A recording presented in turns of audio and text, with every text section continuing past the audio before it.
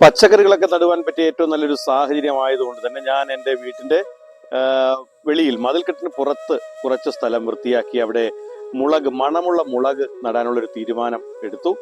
അങ്ങനെ അവിടെ കുറച്ച് സ്ഥലം മതിലിനോട് ചേർന്ന് തന്നെ കുറേ സ്ഥലമൊക്കെ ഇങ്ങനെ കയറൊക്കെ അങ്ങ് പിടിച്ച് കൃത്യമായിട്ട് ഒരു സ്ക്വയർ തടവൊക്കെ എടുത്ത് വൃത്തിയാക്കി അത്രയും സ്ഥലത്തെ ചപ്പ് ചവറുകളൊക്കെ മാറ്റി കരിയിലെയും ഒക്കെ തൂത്തുമാറ്റി പുല്ലുകളൊക്കെ പൊഴുതു കളഞ്ഞുകൊണ്ട് അവിടെ കൊച്ചു കൊച്ചു തടങ്ങളൊക്കെ ഇങ്ങനെ ചെറുതായിട്ട് എടുത്ത് നല്ല കൊട്ടത്തറയാണ് കേട്ടോ.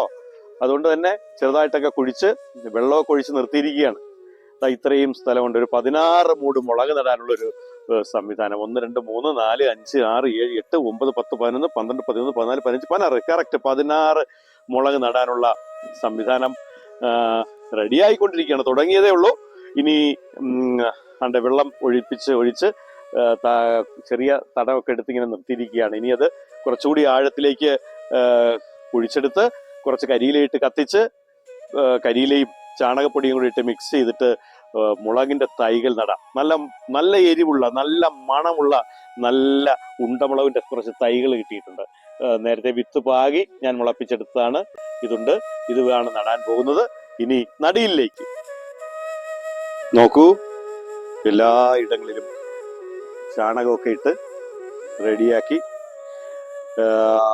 സ്യൂഡോമോണോസ് ഒക്കെ തളിച്ചു. എല്ലായിടത്തും മുളക് തൈകൾ നട്ട് കഴിഞ്ഞിരിക്കുകയാണ്.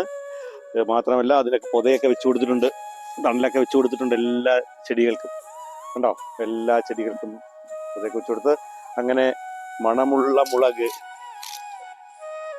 നോക്കൂ എല്ലായിടത്തും കൃത്യതയോടെ നട്ടിട്ടുണ്ട്. ഇത് അതിനിടയിൽ കുറച്ച് ഭാഗം ഇങ്ങനെ നീളത്തിന് പയർ നട്ടിരിക്കുന്നത്. ഇവിടെ ഒരു മരം നിൽപ്പുണ്ട്. ഈ മരത്തിലേക്ക് പടർത്തി വിടാനായിട്ട് ഇതിനിടയിൽ കുറച്ച് ഭാഗത്തേക്ക് പയർ പാകിയിട്ടുണ്ട്. പയറിന്റെ വിത്ത് പാകി. ബാക്കി ഇതങ്ങളൊക്കെ നോക്കൂ, എല്ലായിടത്തും നട്ട് റെഡിയാക്കി വെച്ചിരിക്കുകയാണ്. അങ്ങനെ 16 മൂട് മുളക് ഇതുവരെ നട്ട് കഴിഞ്ഞു.